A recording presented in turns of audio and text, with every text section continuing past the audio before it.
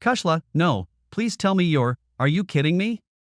Not that I was stomping my foot, but I was mad as hell. Come on, Marcus, it's going to be a fantastic opportunity. You know I hate all this newfangled stuff.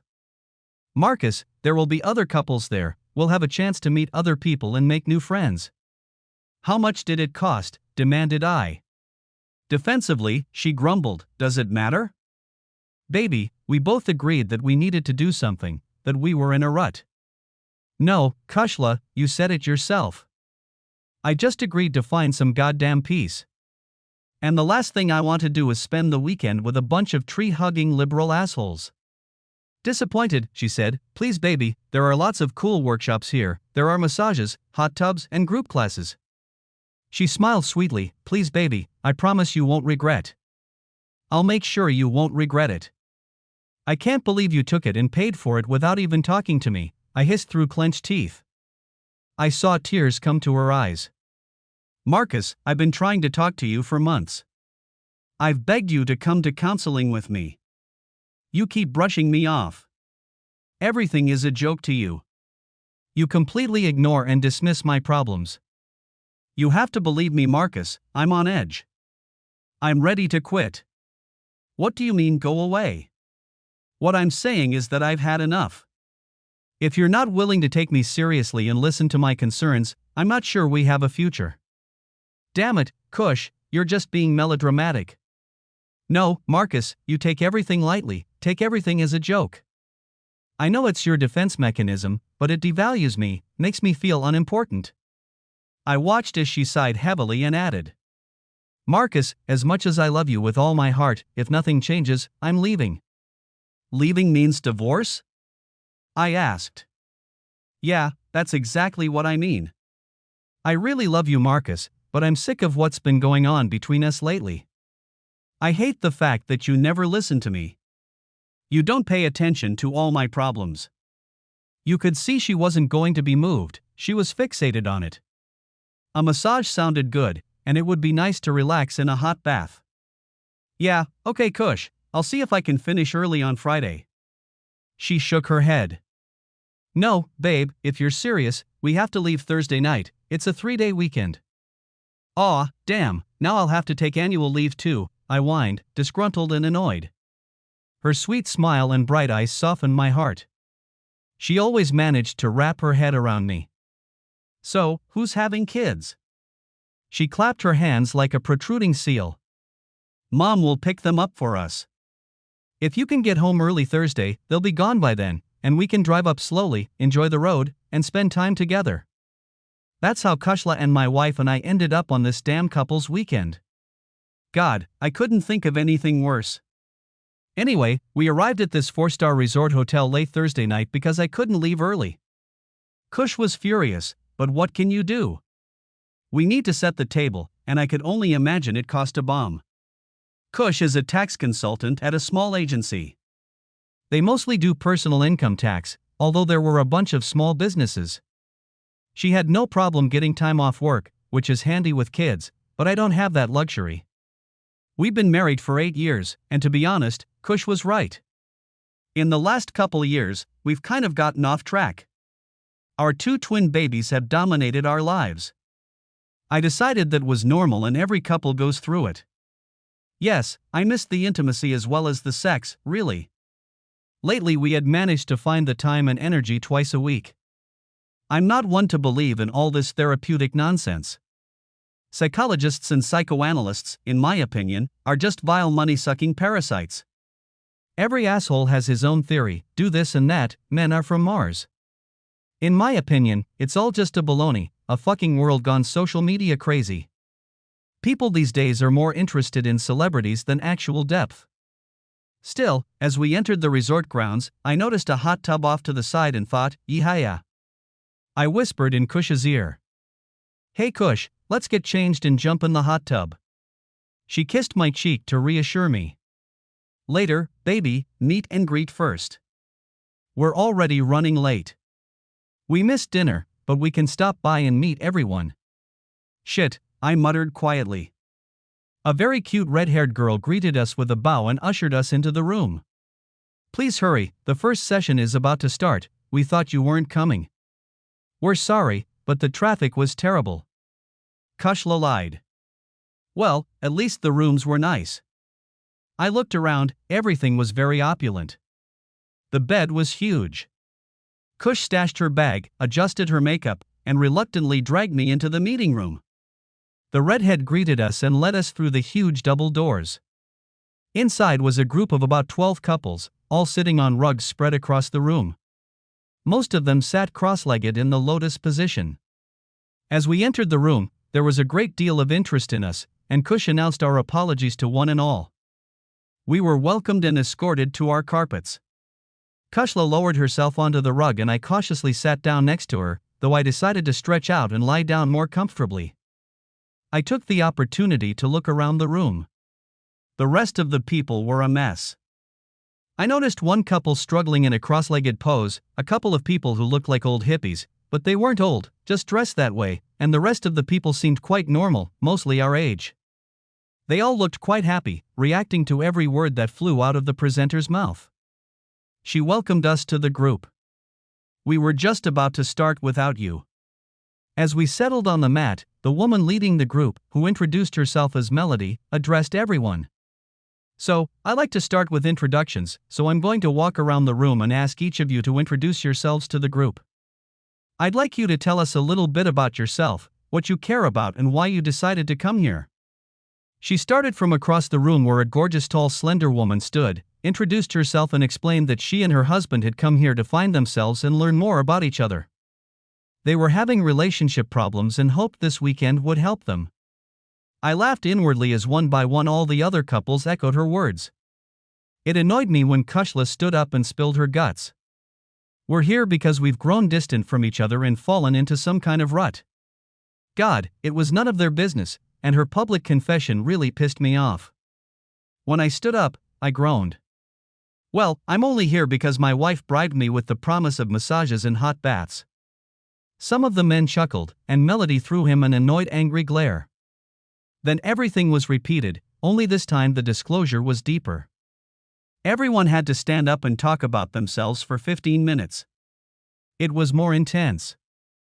They had to talk about their likes, dislikes, hobbies, pastimes, fears, and most importantly, what they felt was the biggest obstacle to making their marriage strong. I sat back, sighing heavily, and listened to all these assholes talk about what they love and what they hate, and then open up about their marriage, with some of them tearing up.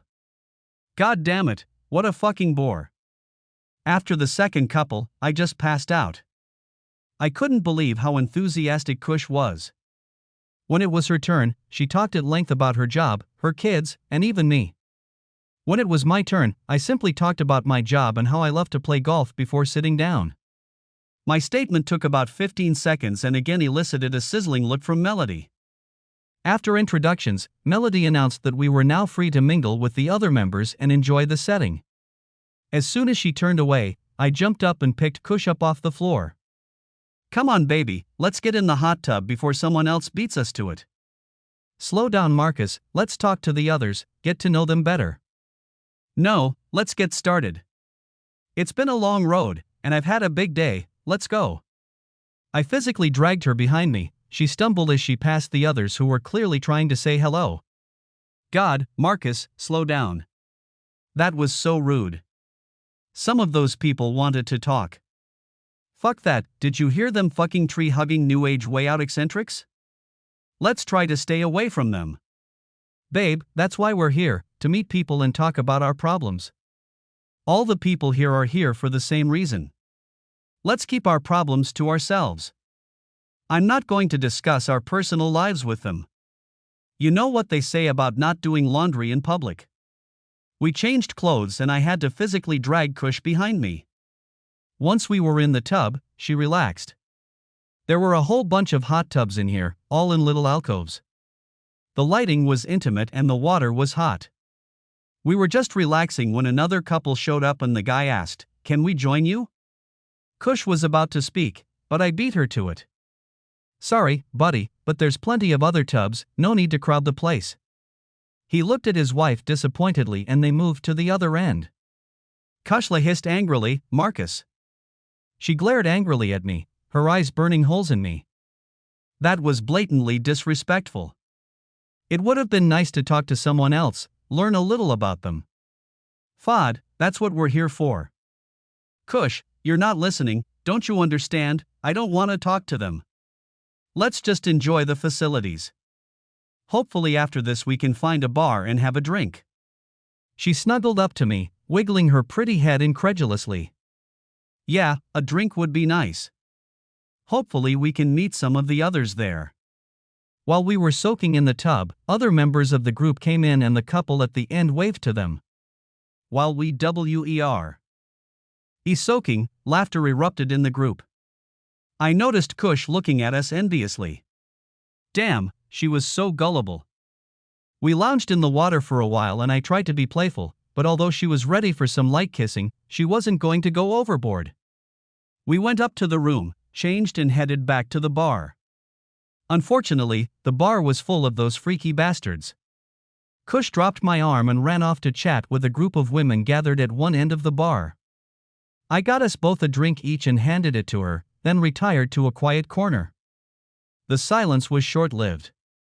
A tall, long-haired guy came over to chat and extended his hand for a handshake. Hi, I'm Brad, my wife is Cindy. He pointed to a particularly shapely brunette who was among the women Kush was talking to. I mumbled, showing no interest, hey, I guess you're thinking what I'm thinking, what a fucking waste of time, huh? Fucking broads, all that newfangled mumbo-jumbo. He looked shocked. Well, actually, Cindy and I are hoping to meet new people, talk, figure out the real issues, and find ways to improve our marriage. I nodded and walked away, thinking, what a fucking asshole. He's one of the reasons why the world is so fucked up. I walked outside and found a quiet corner away from the random chatter. As I walked through the bar area, all the talk boiled down to happy simmering shit, relationship building, growing love. Talk, fucking talk. Fucking boring, more like. That night in bed, Kush was like a giggling teenager. She talked nonstop about all the women she was interacting with and how horny she was. When she started talking about something one of the women mentioned, I put my finger to her lips. Kush, shush, I don't care about them, we're in bed and I want to make love. She definitely wasn't thrilled with me shushing her like a little kid, but that was fine with me. I'd rather skip lovemaking than listen to that shit. Thankfully, she grumbled a little, but as I kissed and caressed her, she gradually came around and we made love. The morning was bright and sunny. The bed was comfortable, so I woke up refreshed and ready for a new day. When we sat down at a long table with about 4 other couples, the girls started chirping about how the day was going and all the talk centered around group therapy. When I asked if any of the guys wanted to hunt around and see if we could find a golf course, they looked at me with very sullen faces. Kushla tried to look down on my statement. Don't mind him, he has a strange sense of humor. She threw me a dagger glare, and I realized I'd better keep my opinions to myself. She seemed to sense my unease, leaned over and whispered softly, Marcus, honey. Can't we just have sessions and try to join in instead of laughing about it? All the other couples are positive and want to try it, but you keep being so negative. Kush, you know how I feel about this shit. I told you that before we even left the house. She sighed. Okay, what do I need to do to get you to join? Name it and I'll do it. I laughed. Good, now you're speaking my language. If I play along with you tonight, we'll go to the hot tub right after dinner tonight and make love. What? In the hot tub? Yeah, you got it, baby, that's my price. But they're open and anyone can see. I shrugged. Take it or leave it. If you say no, I'll jump in the car and go find a golf course. She stomped her foot, folding her hands over her tits. Okay, but if we get kicked out, it'll be your fault. If we get kicked out, we both win. She made a funny face and we walked into the main auditorium. Again, there were carpets scattered everywhere. We had been sitting for a few minutes when Melody walked into the auditorium. So, today we are going to find out and explore the issues holding you back in your marriage. Glancing around the room, she added, this exercise requires you to open your mind. Remember that we are in a completely safe place, and you are free, you can talk about anything. Your deepest fears, your concerns, what prompted you to come, and of course, we hope to find ways to mend your relationships. She went around handing out sheets of paper and pens to everyone. So, friends, she said cordially, we're going to start with a little quiz. If you look at the page, there are a series of questions you must answer. The questions are about your partner. So you have to think about some of them and answer them without talking, without cheating. This elicited a few giggles, after which she announced, the prize will go to the couple who answer the most questions correctly. Kush squeezed my hand as we shifted in our chairs so we couldn't see each other's sheets. I quickly scanned it, and my eyes rolled. What the fuck? What is your partner's favorite song? What is your partner's favorite movie? What do I love most about my partner? My partner hates my worst habit, which is... What color are your partner's eyes? What is your partner's favorite food? What is your partner's birthday? What is the date of your anniversary? Will my partner say I get along, or don't get along, with my mother-in-law? What is your partner's favorite treat? If your partner could get a new car, what model would he or she choose? What is the color of your partner's favorite robe? When was the last time you gave or received flowers? What does your partner have too much of? Where did your first date take place? While I was working on it, swearing under my breath, I heard Kush giggle. She whispered, "Oh, buddy, you're totally screwed." She was right. When I filled her in, I realized it. Favorite song, who the fuck knows? I guessed a few, but I knew I was fucked. Melody went around to everyone and collected the sheets and then carried them to the exit. What shocked me to the core was that she called the couples up on stage and reviewed them. She took great pleasure in the men's responses. Every time they got it wrong, she made a big deal out of it, making them feel completely demoralized and embarrassed. When it was our turn, we walked to the entrance. Melody took our sheets and began my answers. She tried to make fun of me, but after each answer I bowed and guffawed. Luckily, all the guys were on my side. I think they were glad Melody got some of her medicine. She looked embarrassed at the end. Well, Marcus, you've reached a new low. That's the first time anyone has gotten absolutely every answer wrong. I smiled. Will there be a prize? She shook her head in bewilderment, then looked over Kushla's sheet. Unsurprisingly, most of them she had named correctly. Melody gave her a brief hug. Thank you, Kushla. You did great. As we left, I could feel Kushla blazing with anger. I'm not that bad. When I realized Melody would eat me alive, I decided to mess with her mind. I purposely wrote down the wrong answers. When we sat down at the table, Kushla leaned over to me and whispered, "Why did you do that? Can't you at least try?" Damn, Marcus, that was so embarrassing.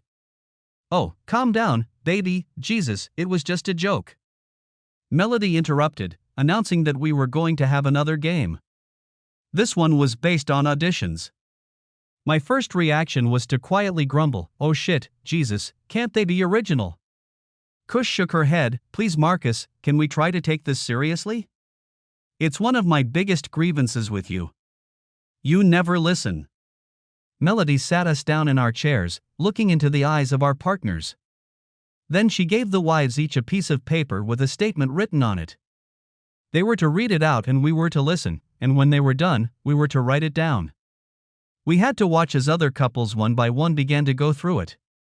By the time it was my turn, I was bored and stopped listening. I was watching a bird flitting around outside the window, and out of the corner of my eye I saw a sexy blonde leaning forward. Her tits were on display and her top was open.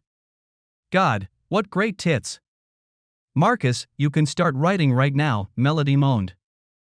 I nodded and started writing down what Kush had said. As the pen moved, I realized that my mind was blank. I wrote down the limerick that had been stuck in my head forever.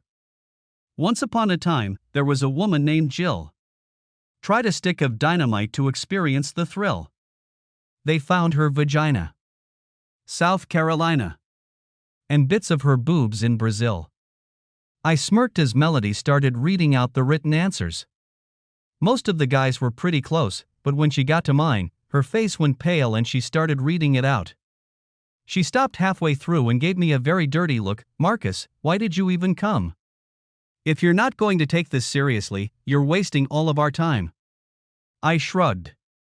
"I already told you I only came for massages and hot baths."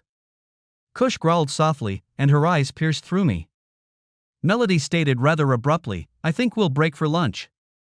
The meal is over now, so take some time and talk amongst yourselves about what we've been talking about. Remember, communication is the most important thing in a relationship."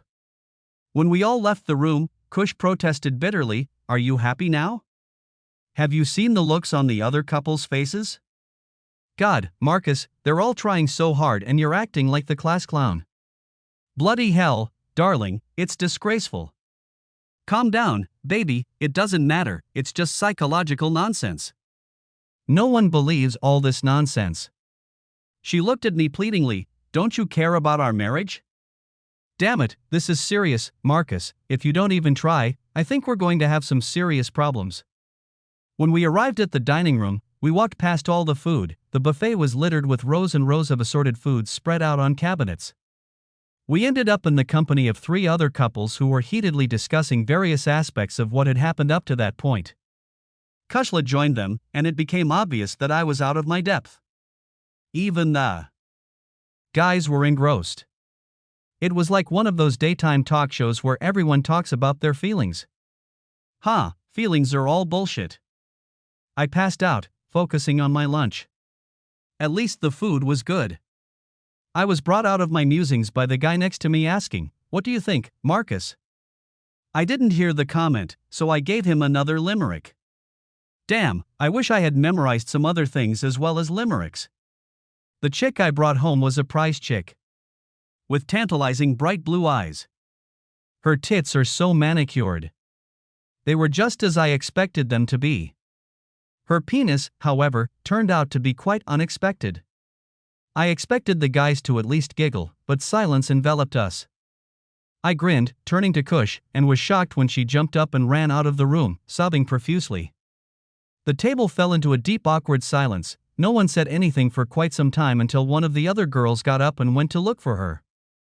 Eventually one of the guys said, "Boy, you're in trouble. What were you thinking?" I shrugged, pushed back my chair, and left them alone. Walking through the garden, I was almost at the point where I was going to say to hell with it and go home, but as I was walking, Melody stepped in beside me. "Do you mind if we talk?" "Yeah, shoot. What exactly is your problem? You've been doing your best to disrupt the lesson at every turn. Can you just tell me why?" "Okay, sis, you want to know why? It's garbage, that's why. None of this shit means anything, it's just a fucking mummy. The only purpose is to make you a couple bucks." Shocked, she stopped in place. "Do you really think so, or are you just afraid to open up?" "Personally, I think it's the latter. I think you were hurt at some point in your life, and now you're so uptight that you're willing to burn your marriage down rather than try to do that. I'm sorry, but you're wrong. I just think it's bullshit. When I have problems, I talk to my brothers on the golf course and we work it out. And all these feelings are just crap." Marcus, if you haven't been watching, Kushla is upset. She told me when she booked the tickets for this weekend that she's very worried about your relationship. She thinks you're in trouble. This shocked me, but perhaps it shouldn't have. This weekend, Kush seemed intent on talking about our most personal affairs to anyone who would listen. Melody reached out, squeezing my hand tightly. "Marcus, if you don't take this opportunity, then trust me, you may very well go home alone." She left, and I finished my walk through the garden alone. Was she being serious, or was she just using emotional blackmail to get me to comply? She was clearly unhappy that I turned her session into a joke, but Kush looked upset. When they returned to the hall, everyone else was already sitting cross-legged on their mats. Kush was standing off to the side, deep in conversation with Melody. When I walked in, she looked up, hugged me, and we sat down on our mat. Melody greeted us and announced that she wanted to delve a little deeper into our backlog. This time, when the notepads came out, we had to write down what our partners feared most. This time I decided to take things more seriously. It was easy, since Kush is scared to death of spiders. I didn't even have to think about it. After writing down our thoughts, we had to hand them in and they were read out to the group. Yay, I'm on the plus side. When it came to my fear, Kush wrote, Marcus' biggest fear is revealing his inner self. Her answer stunned me. I always thought of myself as an open book. I had no secrets and hid nothing. Melody decided to dig deeper and asked, why do you think Kushla wrote this, Marcus? I shrugged. I definitely wasn't going to discuss this in the presence of these tree huggers. Melody, left unsatisfied, asked again, come on Marcus, surely you must have some ideas? You can't be so naive. I replied curtly, I'm sorry, I don't know. She turned to Kush and asked her to explain herself. Kush looked at me before answering, Marcus keeps everything to himself, he never reveals his feelings, not even to me. What you've seen here is not an act, this is the real Marcus. He's so repressed emotionally and so afraid of what people will think that he just locks everything away. Melody sighed. Is it true, Marcus? Annoyed and disappointed that Kush had said that in front of everyone, I muttered, no. Melody threw me a disappointed look. So why do you think Kushla thinks that? I looked around the room, and everyone was focused on us. I just shrugged, and Kush grumpily remarked, see what I mean? He acts like this every time I try to talk to him about important things. Melody gave her a comforting hug and then busied herself with the others. The other couples were deep in conversation with Melody. What surprised me was that they weren't embarrassed. God, I was embarrassed for them. No one wants their shit out in public. I wanted to say enough, but they seemed to be engrossed, and Kush leaned forward, absorbing everything that was said. She winced at every word. When the session was over, Melody had the wives sit on the mats and we husbands were to sit behind them and gently rub and massage their bodies. We were not allowed to touch their tits or anything else. I started rubbing her back and her quiet purring encouraged me, so I moved on to her shoulders and then her arms. She wrinkled her nose slightly as I returned to her shoulders and neck. I had already started to get down to business when Melody knelt down beside me. She took my hands in hers and said softly, use your thumbs, gently at first, work the muscles and apply pressure with your thumbs, but not too much. Be gentle, Kushla will let you know if you are overzealous.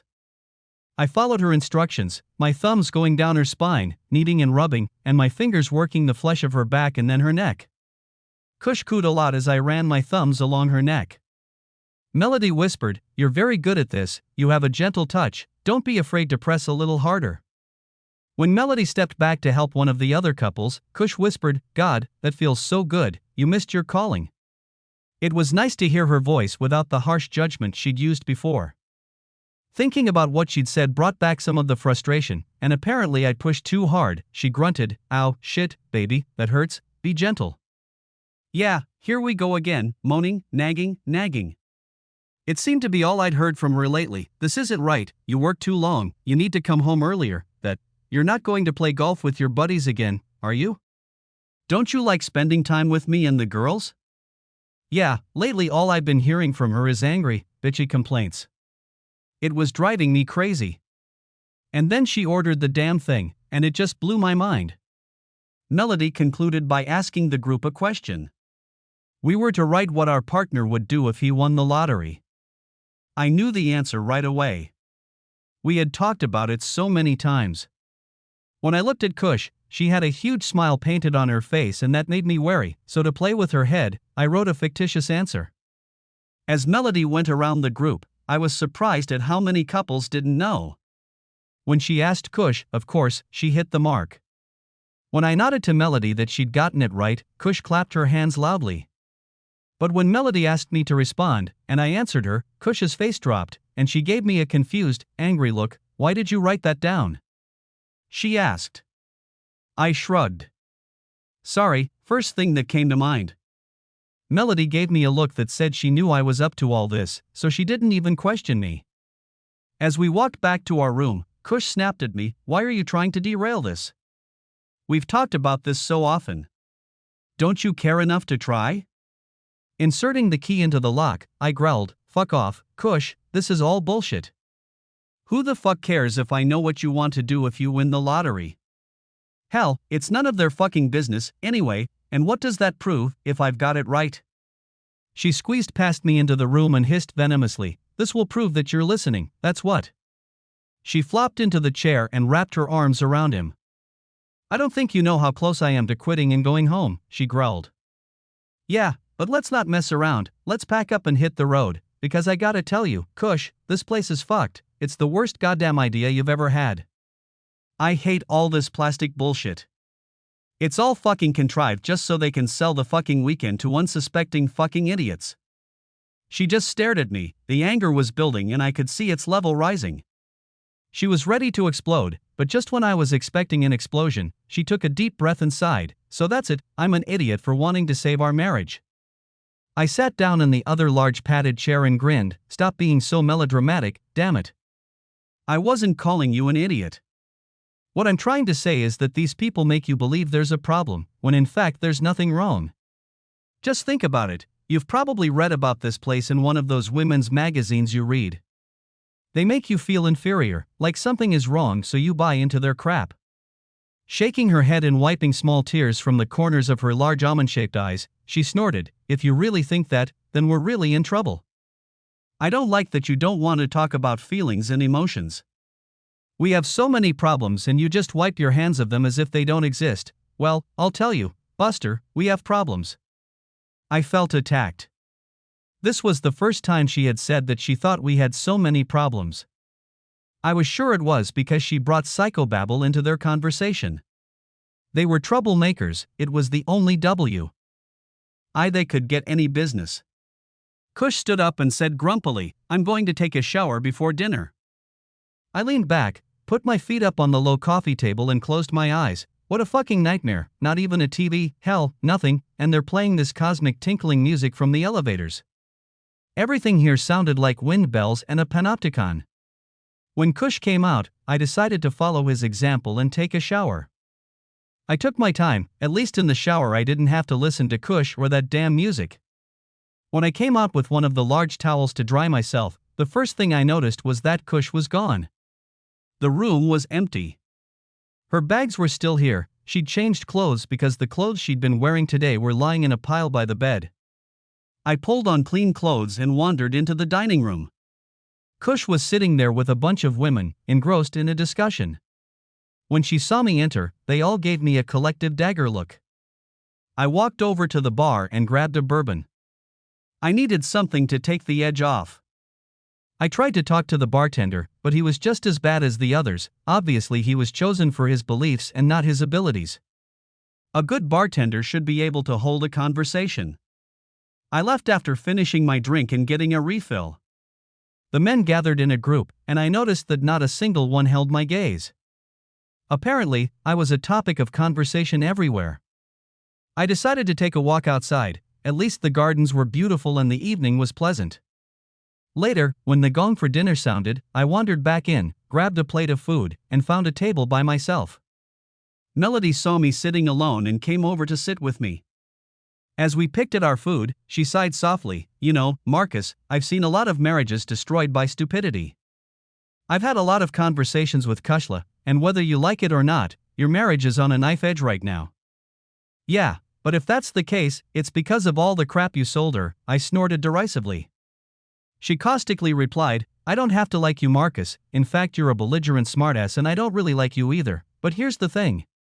If you can't put aside your petty beliefs for even a moment, you're going to end up divorced. Like I said, Melody, if we do this, it'll be your fault for filling her head with all this crap. Wouldn't it hurt you to at least give it a try? Just put aside your prejudices for a day and take part, try to open your mind." I shook my head. "You know you people annoy the shit out of me, you know that. You make up all this shit, advertise it, and convince people that they're miserable. People like Kushla listen to everything you say, and before you know it, our cities are full of unhappy, unsatisfied people." Before she could respond, I continued, "It's people like you that breed all this resentment, and you think you're so fucking smart, so superior, you think you know everything. Anything to make fucking money." She collected her plate and stood up quickly, then leaned toward him. "You fool, Marcus, this girl loves you. She said this is her last hope, and if she can't get you to open up, she'll file for divorce. She was about to leave, but then she turned and remarked, "I had some hopes for you, but after the first session I realized I was wasting my time." "You're a real man, aren't you, a smart guy who thinks he knows everything.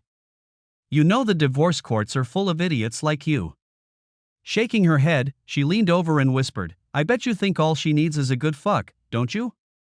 She turned and walked away before I could respond. All I could think was, that's pretty damn unlikely now, isn't it? After dinner, a DJ started playing in the corner and the staff removed most of the tables, turning the dining area into a dance floor. Immediately, several couples started dancing. When I glanced at Kushla, she was engrossed in conversation with her small group. I walked over to the bar for a refreshment. Leaning on the bar, I watched as one of the husbands walked up and asked Kushla to dance. She slipped out onto the dance floor with him and they danced. I didn't even know she could. We usually went to clubs that played decent music, not this trashy old stuff. As I watched, I was surprised by one of the more attractive women. She patted my arm, "Would you like to dance?" I nodded, "Yeah, if they ever play anything decent, I'd love to come." She smirked, "You don't need to be embarrassed, I can show you how to do it, it's easy." "Nah, that shit ain't for me, maybe later they'll play something real and we can come down." She shook her head. "You're missing out on a lot, there's nothing like having a sexy dance partner pressed against you and you can feel their body pressed against yours. Feeling their breath on your neck." She grinned. "It's divine, Kushla seems to enjoy it." I grinned, "What happened, did you draw the short straw?" She nodded. "Yes, unfortunately." With those words, she turned and walked back to the group. Fuck that shit. I grabbed another glass and went outside. I heard giggling and laughter coming from the hot tub area. One of the couples, at least one of them, had obviously decided to take advantage of the fact that the rest of the group was inside.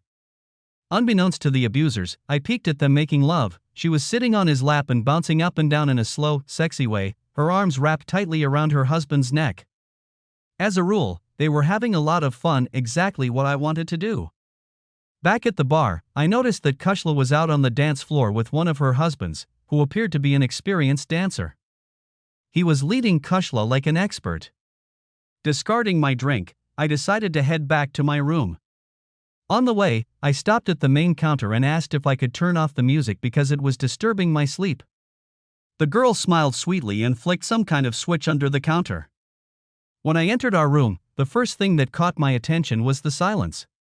The horrible music from the elevator was gone. I undressed and climbed into bed. There was nothing else to do in this hole. I fell asleep quickly, probably due to the strain of the last few days. I must have gone out like a light because I was awakened by the sun shining through the window. Kush was in bed, but curled up right on her edge of the bed. I climbed out, showered, and changed. Kush and I fought, like most couples do, but hell, all couples go through it. In all of our short marriage, we had never fought like this. I felt stunned, overwhelmed by the force of her frustration and despair. I couldn't help but wonder if Melody was right, or if she was instilling in Kush her own dislike of me. When I got back to the bedroom, I was sure Kush was pretending to be asleep. She was always up early. I changed and went to breakfast, leaving her to pretend to sleep, and headed to the dining room. Melody and the staff were eating breakfast there before the others arrived. I grabbed my cereal and found a table off to the side. I was sipping my coffee when Melody patted my shoulder. "Do you mind if I sit with you and we try again?" I motioned for her to sit down and she nodded. "Did you and Kushla talk at all last night?" I grumbled, "None of your business, Melody. It's your own fault for this situation, you and your resentfulness." "I'm sorry you feel that way, Marcus.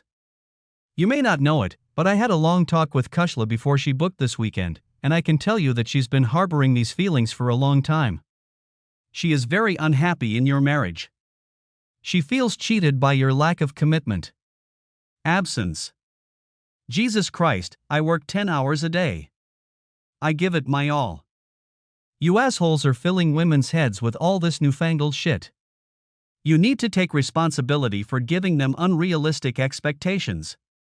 What's unrealistic about expecting a partner to be open, to share emotions with them, to listen to their concerns? Tell me, Marcus, why is it unrealistic? It's unrealistic because we have to work, live in the real world, take care of the house, the car, try to fit in with the family, help our parents. We, and by that I mean men, you know the breed you hate so much, we're allowed to live too. She chuckled. I don't hate men. I'll be honest, I don't like you, but that's only because you mock everything I'm trying to accomplish. Everyone else in your group, including the men, are trying. They realize they have problems and are trying to learn how to make their marriage better. She gritted her teeth. But you, all you do is ridicule and mock all efforts. You may find it hard to believe, but these workshops are effective. We've been able to help many couples find their way and rebuild their partnerships. When the other couples showed up, Melody stood up. Marcus, I'm trying to help you. Kushla feels unloved and unappreciated. If you continue down this path, you will get divorced. I shrugged. What will be, will be. She shook her head. You're a fool, I thought you were smarter than that. Don't be too proud to accept help when it's offered. Kush arrived shortly after, but instead of sitting with me, she went and sat with the rest of the group. It was all so twisted, and it all happened so damn fast. I knew we shouldn't have gone on this trip. I glanced at Kush, and she looked happy, talking to the other wives. As soon as she raised her head and noticed me, her eyes hooded and her face turned to stone. Melody stood up and announced, Well, friends, shall we begin? We have a lot to do today. They all passed my chair, and Kushla stopped beside me and spoke for the first time since yesterday.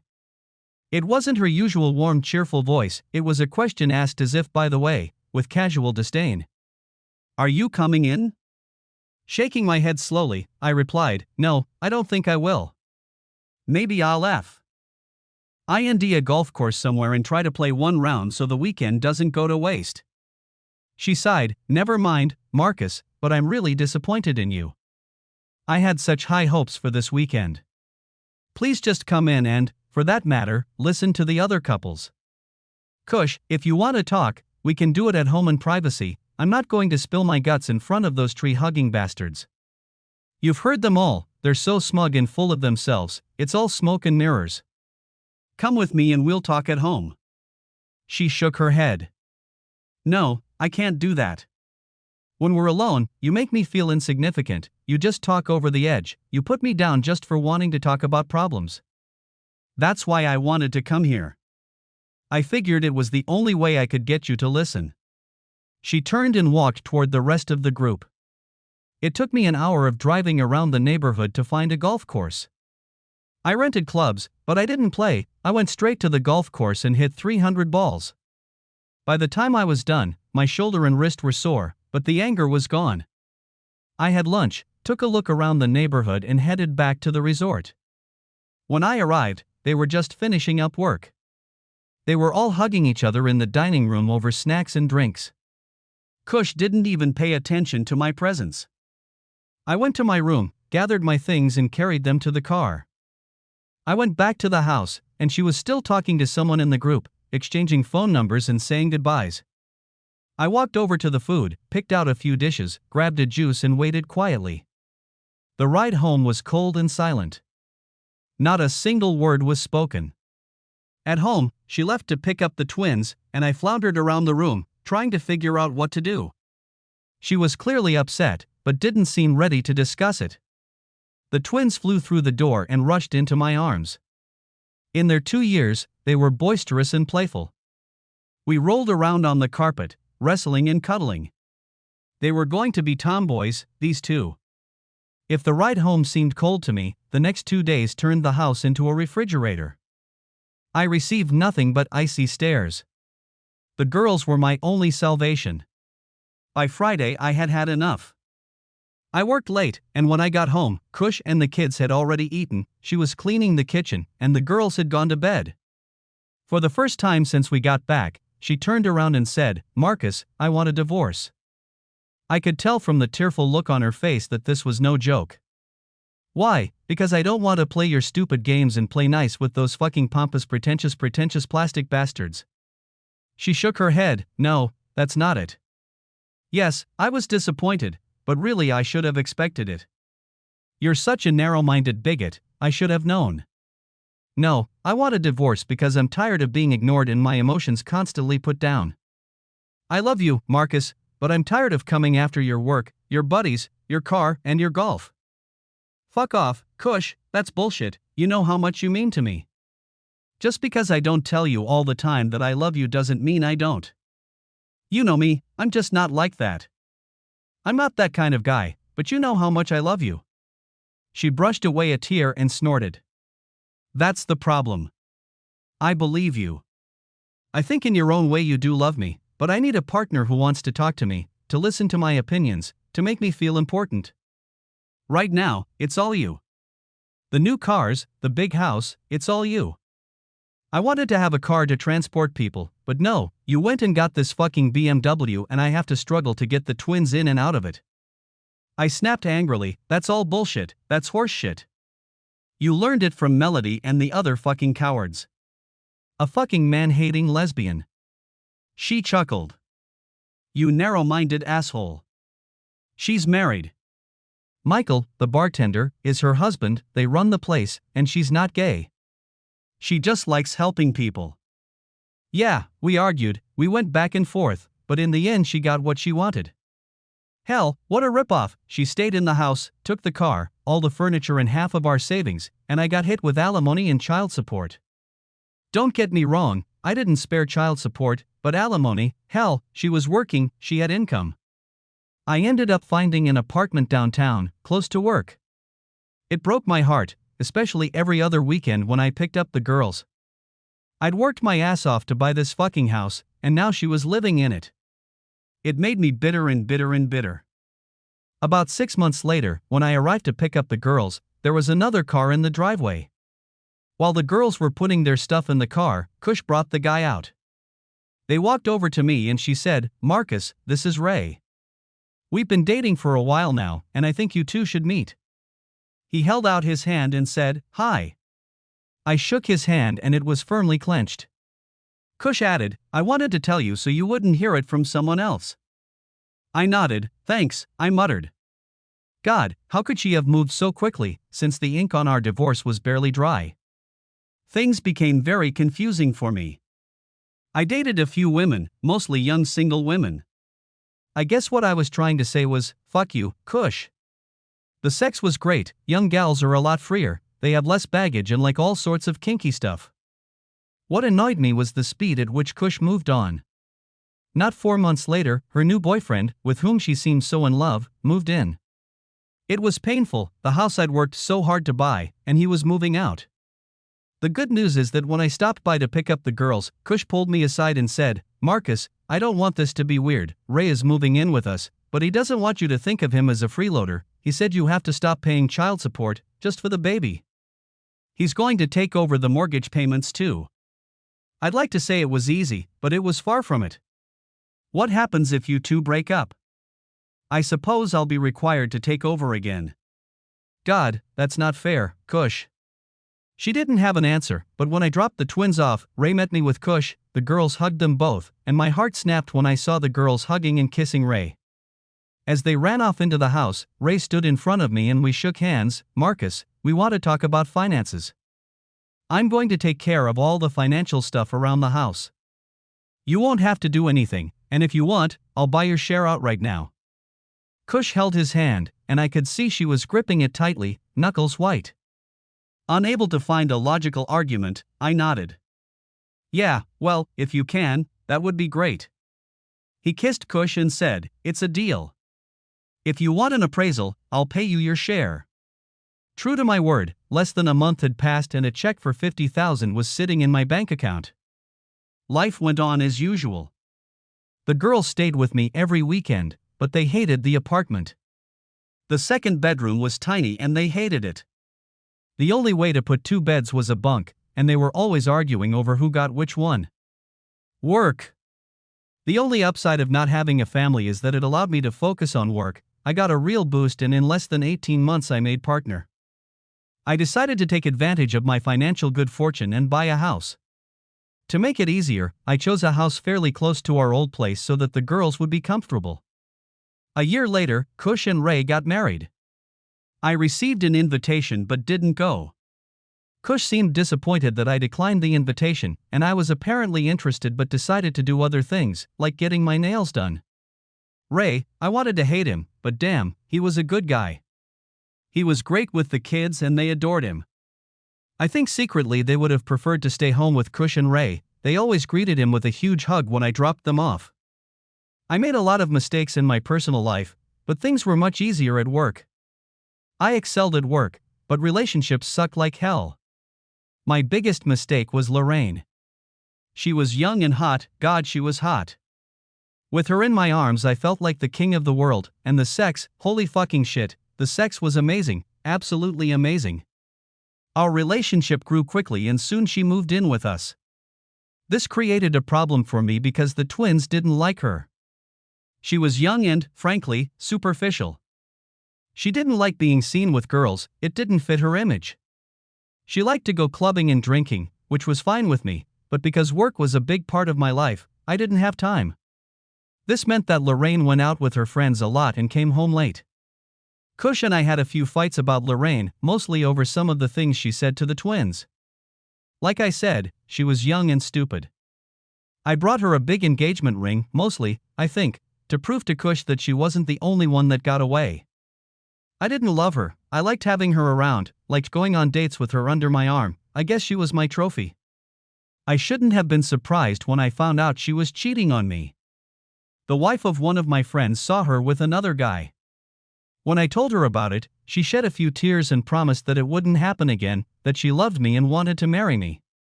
When she suggested couples counseling, I freaked out. Up until that point I had thought about forgiving her or at least trying, but at the mention of counseling I was out the door, at least she was. I threw her out the door. When Kush found out from the girls, she tried to comfort me, but I pretended not to care. I'm over it already. She was just a slut who warmed my bed.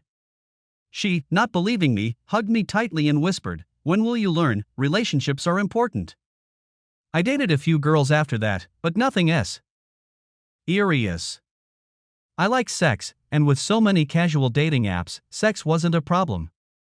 I was getting my share. What I was missing was a partner.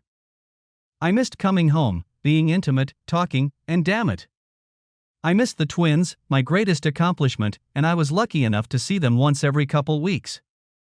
I watched with envy as Ray and Kush proved that family was the most important thing. Kush got pregnant and had a boy. The twins talked about it endlessly. They adored their new baby brother, and for a long time after giving birth, they made countless excuses not to visit me. It hurt, but it gave me time for golf and other activities. There was no escaping the feeling of loss, I really missed them. Watching Ray's relationship with my daughters was more painful than I'd like to admit. In fact, I hated the hell out of it. Every time they came to visit, they loved to tell me about everything they'd gotten up to since their last visit, and it was always filled with Ray doing this or Ray doing that, and by the second year of their marriage, I noticed that sometimes the girls would slip up, and when they talked about Ray, it was about Daddy. Apparently they'd been taught not to say it in front of me, because when it slipped through, they always checked to see if I'd heard and blushed, embarrassed. It hurt. I can't describe it in words, but it hurt. It was the most powerless thing to listen to your daughters call another man daddy, but what can you do? He was doing everything fathers are supposed to do. I tried to make up for it. I brought them the most expensive bikes. When we went out, I spared no expense, bought them dresses, clothes, toys, anything I brought. This always caused problems for Kushla. She reprimanded me for trying to buy their love and for spoiling them. In a way, realizing that it was causing problems for her gave me warm feelings. Shopping, however, hardly allowed me to keep in touch with Ray. My first impressions were confirmed. I wanted to hate him, but he turned out to be just a nice, friendly guy. Who could hate a guy like that? By the 5th anniversary of our divorce, I was desperately looking for a partner, not a gorgeous supermodel like Lorraine, but a woman with whom I could share, someone to talk to, someone to keep me warm at night. I tried all the serious dating sites, but to no avail. I was secretly looking for another Kushla, but it wasn't happening. My lifeline came out of the blue, at a friend's 50th birthday party. It was nothing special, just an ordinary Saturday night party. As with most things, Chef Mike took it very seriously. I liked that he said not to bring anything and he didn't have to tell me twice, even though I had a cooler full of beer. His team worked tirelessly, his wife was exhausted and called her sister for help. I hadn't paid much attention when we were first introduced to each other. Violet was attractive without being flashy, pretty but not gorgeous. However, as I watched her pick herself up and work things out, I took notice of her. She had the sexiest legs. I couldn't see them up close, but sitting in the company of the other guys, I watched her with great interest. She was a short woman, you could say petite, her hair was pulled back into a ponytail, though the fringe hung low on her forehead, and she was constantly blowing it off her face as she passed around appetizers and such. Her eyes, they were different now, big pools of liquid light, shimmering, and she had the most infectious smile. It was hard not to notice her. I liked that she didn't put on much makeup, she looked natural and it allowed her inner beauty to shine through. When the main course was about to be served, I lost interest in her. A couple of young guys ran into the hall. Apparently they were at a soccer game, as they were still wearing their uniforms. They ran up to her shouting, "Hey mom, we won." I guess I should have known she would marry, she was too beautiful to leave her on the stand. The party continued, and eventually we sat together on one of the small side tables. We got to talking, and I asked, "How come your husband couldn't make it?" She frowned, throwing me a disgruntled look. "My husband and I have been divorced for 3 years. Are you trying to make a joke?" "Oh shit, I'm sorry, I didn't know. I just saw you and your sons and assumed you were married." She shrugged. "No, I'm sorry, it's my fault, I'm still a little offended by it." "Well, for that matter, he's an idiot. You're too beautiful to cast you aside." She lowered her gaze and noticed my wedding ring. "What would your wife say if she heard you hitting on me?" I chuckled. "I've been divorced for 5 years now, it's time for me to take off this damn ring, but for some reason I can't do it." She smiled. "Sorry, I didn't mean to open old wounds." "What happened?" I shrugged. "I said your husband must be an idiot. Well, I guess I am one. There was no cheating or anything, we just happened to be in different places at the same time." She nodded. "Any kids?" I nodded. "Yeah, 2, actually twins, they're 7 years old each." She laughed. "Wow, twins, that must have been challenging." I probably did, but I didn't notice. That's where the idiocy part came into play. I was so focused on work that I wasn't paying attention to her or the girls. But I paid for it. We were picking at our food, I sipped my beer and asked, "And you, what went wrong?" With her mouth full of lettuce, she muttered, "He cheated on me. He was supposed to be at work, but a friend called me and said she saw him with another woman downtown. He denied it, but eventually it came out, he got her pregnant and she came home to tell me." "Oh shit." I gasped. "Man, he makes me look like a saint." She chuckled. "Yes, but he paid for it. He had to pay for it, just like he had to pay for our own children. He was fucked." I shrugged. "I guess he got what he deserved, reaping what he sowed and all that." I helped her when the cleaning started. I left the guys alone, and I helped her put the dishes together and clean up. She introduced me to her boyfriends, Joe and Evan. I made sure her glass was full and we stayed pretty close for the rest of the party. As I was leaving, Mike and his wife Annie walked me to the car. When I opened the car door, Annie grabbed my arm before I could get inside. "Marcus, honey, I saw you spending time with Violet. Please don't take this the wrong way, but I'd rather you kept your distance. I don't want her to get her heart broken again. Your history with women isn't very good." "I'm sorry, but she's my sister." I noticed Mike flinched at her words. Obviously she had brought him in for support. I agreed that she was trying to do the right thing. "Yeah, okay, Annie, but just so you know, I like her, and I wouldn't break her heart, at least not on purpose." She scoffed, "Oh please, look at the women you date, they're all young girls. All you're looking for is a good time." Mike intervened, "Hey, calm down Annie, he didn't do anything wrong." "Yes, but I'd rather he kept his distance. Violet isn't like the girls he dates." I left feeling rejected. I liked her, I liked the conversation, and she could cook. Damn it. Annie was right, I had worked hard to become a playboy, to be able to rub it in to cush about my constant stream of gorgeous young women. Now it looked like I was paying the price. Fortunately, fate intervened. I was rolling my shopping cart down the frozen food aisle, and then I got a pat on the shoulder from none other than Violet. "Hey stranger, how you doing?" I smiled. "I'm doing well, how are you, how are the boys?" She grinned. "They're fine, but I'm feeling a little disappointed." Confused, I asked, "Why is that? Were you sick?" She chuckled. "No, I felt disappointed because I thought I'd get a call after the party. Well, I was hoping for that. Maybe I misread the situation." "Wow." I gasped. "I'm sorry, you didn't mishear, but in my defense, your sister told me to stay away. She made it clear to me that any advances would be taken badly." "Oh, my God, really?" "God, sometimes having an older sister is a pain. I'm sorry if she gave you trouble. I love her to bits, but she can be a little overprotective." I shrugged. "No problem, so you want to go out?" She smiled, and my heart warmed. "I'd love to go out, but if you're interested, we're having salmon for dinner, and that piece I got will easily feed another portion." "Damn, I love salmon." "I'm in, what do you want me to get?" Her mouth curved in a warm, inviting smile. "How about a bottle of wine?" She gave me her address and walked down the aisle.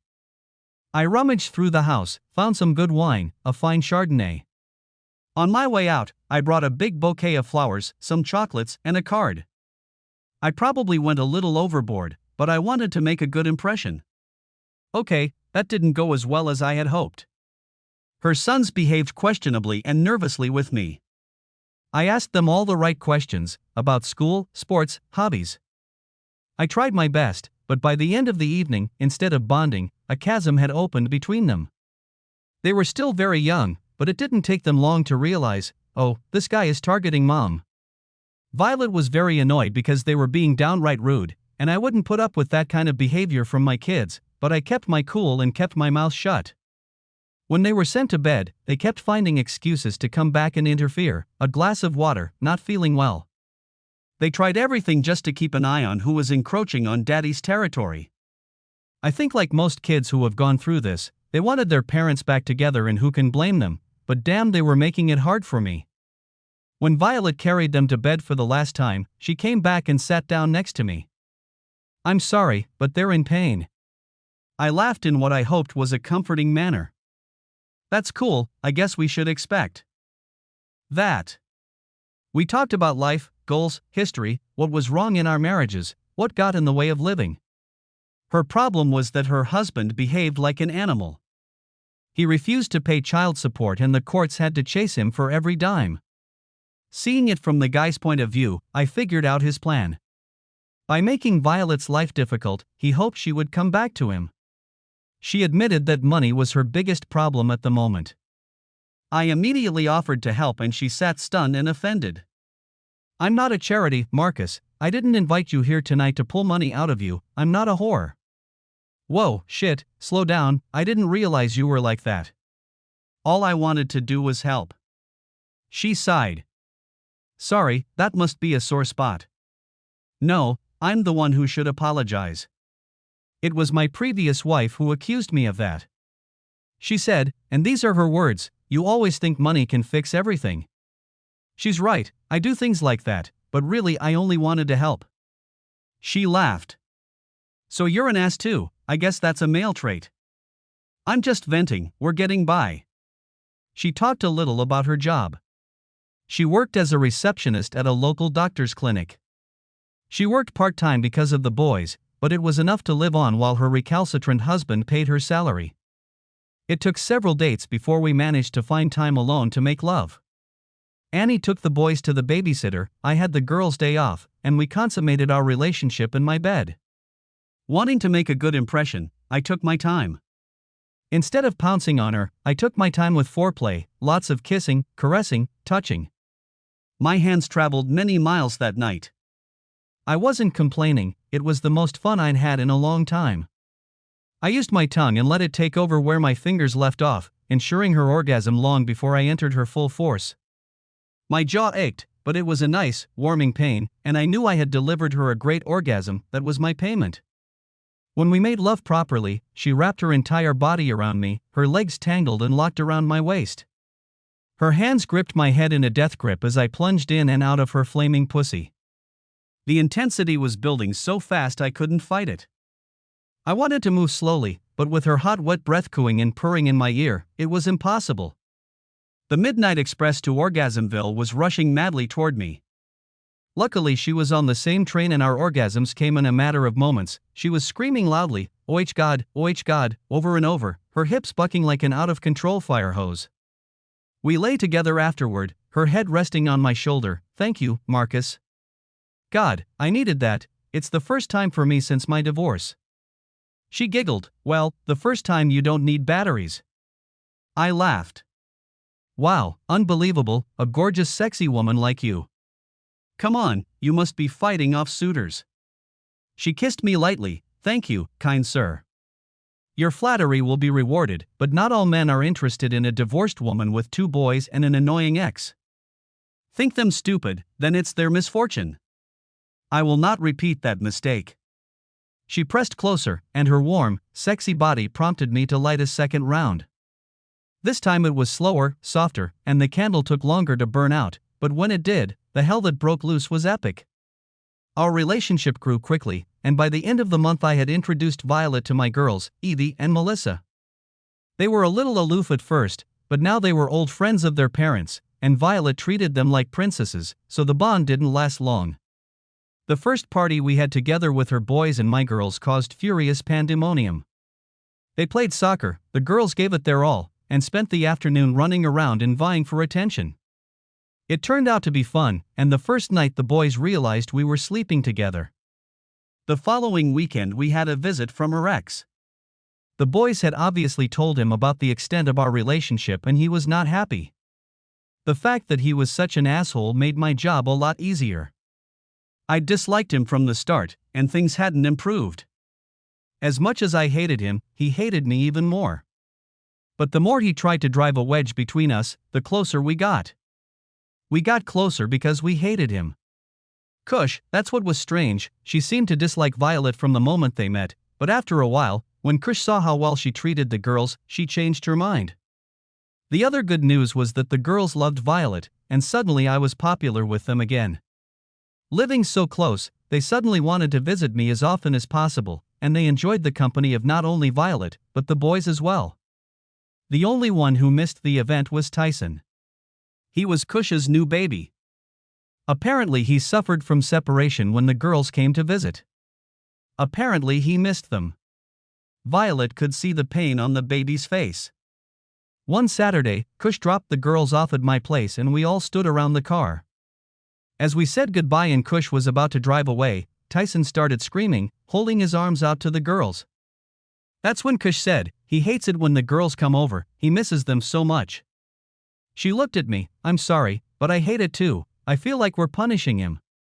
Violet opened the door, lifted him from the seat, and enclosed him in a tight hug. "Then it's simple, he has to come, too." Kush looked shocked. She turned to me with a questioning look. "Are you sure?" I shrugged. "Hey, I'm not the one changing the shitty diapers. I don't care, if the baby wants to stay, let him stay." Kush wrapped her arms around my neck, her feet barely touching the ground. "Thank you, Marcus." She kissed my cheek, and all the old emotions came flooding back with renewed vigor. God, I still loved her, I still missed her. A simple gesture like that, and it all came back. God, what a stupid asshole, I'd ruined everything. Violet had tons of fun playing with her new mom, and I have to say that Tyson was a lot of fun to play with. He fit in perfectly and the girls loved having him with them. All in all, it was a win-win for everyone. I made her ex a happy man the day I proposed and asked them all to move in with me. Now he was alimony-free and could get some of the money from the sale of their house. The weekend that Violet moved in with us was amazing. Kush took Violet's boys, who I now considered my own. We were able to put aside their discomfort about me stealing their mom from them when they realized there were some advantages to having another parent, meaning another source of income. I was promoted to the it's okay level. When I brought them stuff like new skateboards and they found out I could skate, I got another promotion. When they found new sea kayaks in the garage on the weekends, I got another promotion. Of course, 3 kayaks soon turned into 4 because Violet wanted to join. And when the twins wanted to join too, there were even more. My BMW had to be converted to a truck to haul all the gear. It's funny how things happen. On the twins' birthday, Kush and I decided to have a party at their house. We took the boys with us as well, and at the end of the day, while the kids played, Kush and I sat together.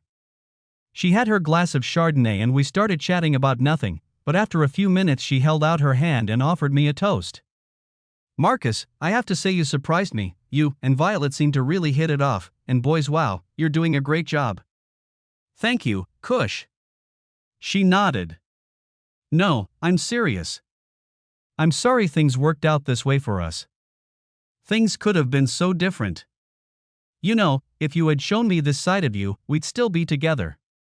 I replied with a soft chuckle. Yes, I was young and allowed myself to be unnecessary. I didn't mean to insult you or belittle you, but I understand why you feel that way. She chewed on her lower lip. It's not that I was offended, it's just that I had nowhere else to go. That weekend at the retreat, I wanted to, well, hope that by seeing other couples trying to deal with problems even more serious than ours, that maybe you'd see that and open up. But maybe it just wasn't meant to be? No, you're wrong, Kush. I love Violet and I'm forever grateful to have her in my life. I would never do anything to hurt her, but I still think about you, about us, and I just know that if I had been more mature, things might have been different. She patted my arm. Marcus, don't blame yourself. I was stupid. I know you loved me, I never doubted it, I just wanted more. You have to know that I still have feelings for you, and like you, I often think about what could have happened if we could put all the anger aside. It was my fault too, not just yours. I should have tried my best. We were pulled away by kids wanting to play. Violet snuggled up next to me. Are you okay? That sounded like a very deep conversation. I kissed her quickly. We were just indulging in reminiscing, I suppose. I'm sorry, that was rude of me. I'm sorry, I didn't mean to be disrespectful, there was nothing wrong with that. She squeezed my hand tightly. I wasn't worried, I was just curious. I wish I had a relationship like you have with my ex. Yes, it's nice to be able to talk without fighting. I think we talk more now than when we were married. She grinned, leaned toward me, and gave me a very juicy kiss. I returned her kiss, adding, maybe that's all we were meant to be.